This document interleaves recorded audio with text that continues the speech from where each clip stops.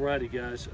Practice 3. It's good to be back out here. We'll really go 4 practices in a row from here through Saturday. We'll do 2 shells practices today and tomorrow, and then 2 full pad practices Friday and Saturday. What we concentrated on today, which is a huge phase of the game for us, very good at it last year, is our third down packages. Our offense was #1 in our conference and 11th in the nation last year, and you saw the importance of it continuing drives. Defensively, it's one of the areas that we concentrate heavily on. You saw the pass rush that goes along with that, how Clancy both will do 4-man rush and blitz pressures, and it instituted it being 29th in the country in it last year. So it's a very important phase, knowing where their sticks are and knowing down and distance. And I thought the kids did a good job with it today. It also showed me how important it is, and I thought the quarterbacks did a lot better job today of finding the running backs in the passing game and not focusing all on the receivers. The one thing that we got going, I can see Rojo very much improved coming out of the backfield, made 2 nice catches today, and then I think the addition of Bai and Stephen Carr both have very natural ball skills. I think they're going to be weapons coming out of the backfield. Injuries today, Pai Young got a right hamstring strain. We'll see the significance of it. I'll let you know tomorrow, and everything else was just slight cramping and being able to pull for hydration. With that, any questions that you got? John Houston inside. Yes, sir. Big enough to play inside? Oh, definitely. You know, right now when you look at those kids that are inside, you got Cam Smith, Jordan, John Houston, as well as Levi Jones. We've put Buddha in there a little bit too to help us interior, and Grant Moore, and those are kind of the 6 kids that are rolling through there right now.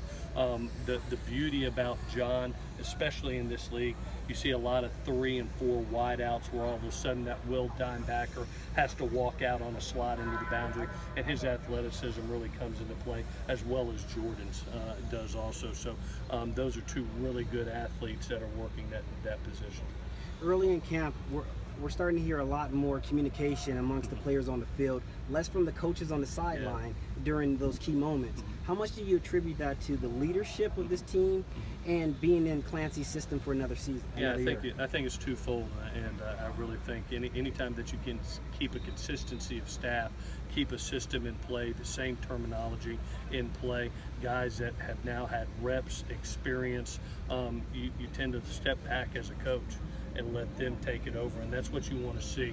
And credit to our kids, what they did this summer in those PRPs, you know, putting that investment in, I think has really jump-started us and got us a little bit ahead of the game, especially defensively. You can see that. You got some young wideouts right now. We're still having to get lined up and coach, but defensively, the first 2 deep right now, 1s and 2s, are really just going out there and playing. Giving Clayton Johnson a little bit of a look there at left tackle. What have you seen from him? I know it's 3 days. But. Yeah, you know, he really came on in spring and had a nice spring, and now he's positioned right there. Ito was mixing in with him, as well as Austin Jackson. But you know, Clayton put on some good weight over from December to now. He's put on about 20 pounds and still kept his athleticism and feels comfortable on that left side, where Chuma feels really comfortable on the right. So we're giving him a good look. And so him and Toa are going with the ones and kind of double training at that tackle position. When Toa's in at center, he's going, and then when Toa comes out, he's getting the ball for a second. Did Nico add weight too? Yeah, I think all the kids right now, and that's what usually happens. You go through the summer and you're going through Ivan's strength and conditioning program, and they walk in and go, wow, everybody's pretty good. And then you go through 29 practices and they lean up just a little bit. So, but I think we had a great summer. I really do. You look at our kids right now and they look the part, and I think it's a huge credit to Ivan in this group. But a tendency is they'll come in and they'll probably lose anywhere from 5 to 10 pounds during the camp. Are the second group you going to start on the line together? What's that now? Toa and Nico, are they going to start? Well, you know, our job is to find the best 5, and right now, obviously, those are 2 guys that that have had a lot of experience, as we know, Scott. And you know, we're double training them at center as well as tackle, and our job is going to be to find the best 5.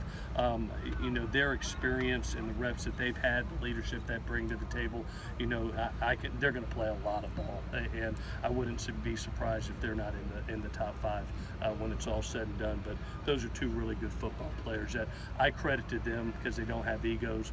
They know they're here to help the team, and whatever position they're in, they're going to. So does that mean Chuma's moving over, or are you just experimenting? No, Chuma right now is really investing on the right side. A lot having to do, you know, with that right hand that we talked about, coming off that surgery, getting it healthy. Just feels more comfortable over there because you don't use your outside hand as much. And being a right tackle, you're forced to use that left hand so much more significantly than your outside hand. Talking about the top 5, you've got Austin Jackson, Andrew Boys, and I guess Reggie McKenzie is 3 freshmen in that second group. Could conceivably any one of them be in that top 5? Is that, you know, possible for we'll see. You know, we've got about, you know, basically 16 to 17 more practices before we release it 2 deep, and I have been impressed right now with both Austin and Andrew, both at the tackle positions where they're at for freshmen, and it's so great to have. I'm sick that Elijah got the hamstring the other day because he was playing well. You could see him coming along. As well as, you know, Brett Nealon's done a nice job, and Jalen, but probably the 2 kids that are getting significant reps right now are Andrew and Austin, and doing a nice job with it, rolling with those 2s. What are those guys doing there? At guard. Is he also a guard? What's that now? Andrew is also so up at guard? our mindset coming into last recruiting class was to be able to sign tackles, and when you look at Andrew, you look at Elijah, you look at Austin, you look at Jalen, all of them played tackle in high school, but we saw that they would have the size to be able to move inside with great athleticism if we needed it. So we oversigned at the tackle position, knowing that we could move a couple guys inside, but we really wanted to gain that athleticism. What type of versatility would that give your offensive line if you have that type of athleticism at the guard position? Well, one of the things that I think right now, when you look at a Rojo and you look at the athleticism in this back, you know, Rojo is a great outside zone runner, and it takes great athletes when you do run those outside perimeter zone plays, whether it's toss, sweep, or outside zone. So you want to we have a lot of pulling in our schemes, a lot of things where guys have to be on the run, and so, you know, we're looking for the 300-pound athletes, and right now we have a good crop of them, a good young crop of them. I'm just wondering, out of Austin and Andrew, what are some things that you are happy about that you're seeing from those guys? Why they're standing out? Yeah, definitely. Usually when you come in and you're that young, they do a pretty good job in the run game, but what stood out to me thus far is their pass protection skills. To be matched up on a Wale or a Connor Murphy and be able to hold their own, not every time, but be able to really compete with 2 guys that have been here for a year, that's a good sign. I think both of them right now are sitting right at 300 pounds, you know, so they put really good weight on from the time we signed them to now, and still held our athleticism. But I've been really, really impressed with them in the pass game. All 5 freshmen are doing well in the run game, but those 2 guys have really stood out kind of in our pass protection schemes. Three practices in, how would you handicap the Heisman race between Sam and Jack Jones? I'm glad both are Trojans, and I'll tell you what, I have credit to Jack. He is much more business-like and mature in this camp, and I think that a year worth of being in our culture, and a year worth of being around some real good older guys. You know, when you're around a Biggie Marshall, a Marvell Tell, a Chris Hawkins, they teach you and show you the way, our way. And credit to Jack, he's listened, and a little bit different guy than he was a year ago. Good. Thank you, guys.